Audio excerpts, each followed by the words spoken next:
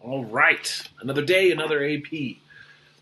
So, all week we've been talking about warm ups, mostly brainstorming type warm ups to get your brain up and running, but they serve a secondary purpose, and that purpose is to get your hands warmed up and your wrists all loosened up and stuff like that, and get you drawing in a looser, more expressive way. That's why it's good to do warm ups before you start drawing, so you're already drawing like you've been drawing for hours, and you just kind of like get into it.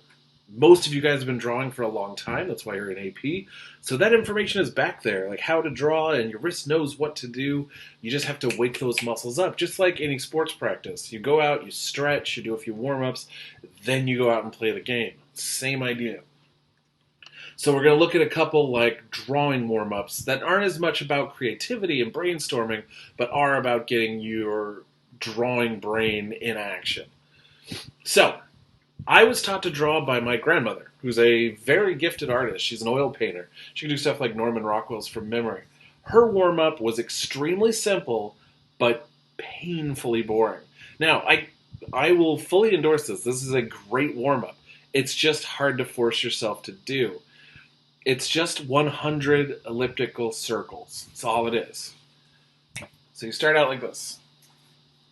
1, 2, 3, 4, 5, 6, 7, 8, 9, 10. 1, 2, 3, 4, 5, 6, 7, 8, 9, 10. 1, 2, 3, 4, 5, 6, 7, 8, 9, 10.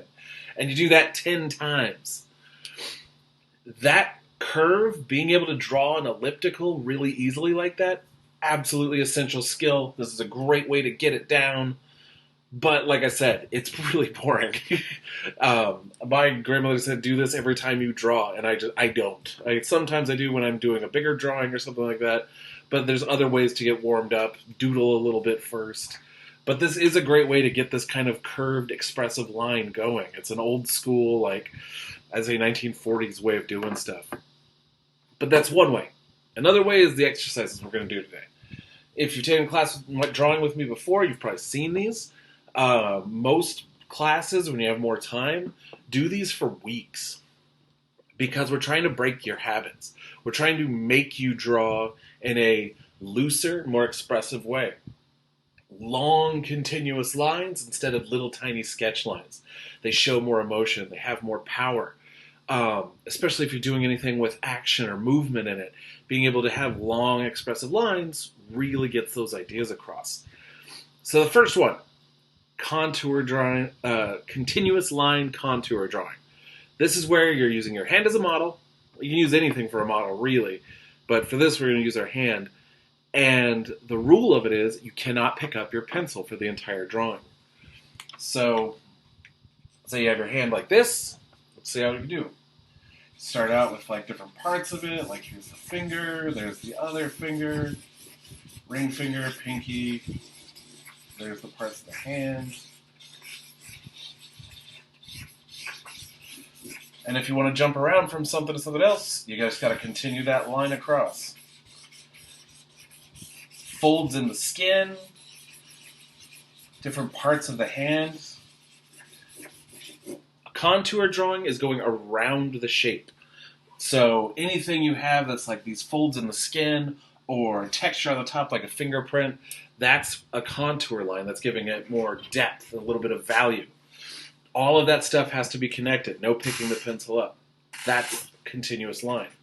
The next one is a blind continuous line drawing.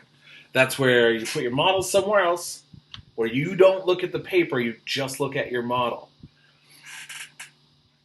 And you do something like this, where it's like, there's a finger, there's the palm, finger, there's the other finger, there's the other finger. It's going to be much more chaotic, much more messy than the previous one because you're not looking at the paper. But this, again, is an essential skill. What I'm trying to break you of is constantly looking down at the paper instead of at your subject.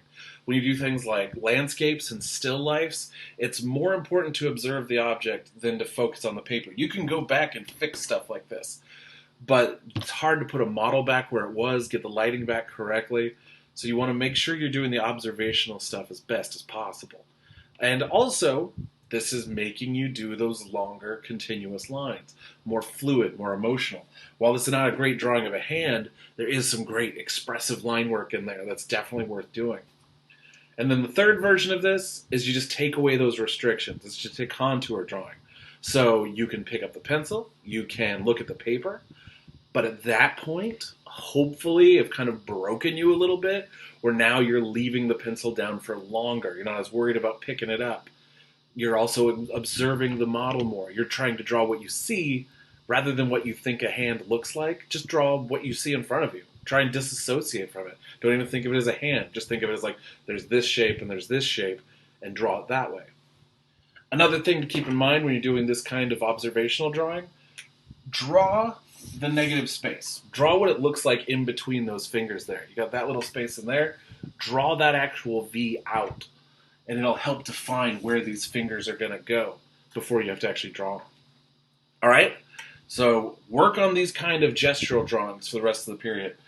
Do about like 10 minutes of the continuous line, 10 minutes of the blind contour, and then whatever time you have left, just do some regular contour drawings of, say, your hand. There's the wooden models in the cabinets. Hopefully you saw that video on Tuesday. You can pull those out and use that as your model also. Just give these a try. Remember, most important part, long, continuous lines. All right? Have fun, guys.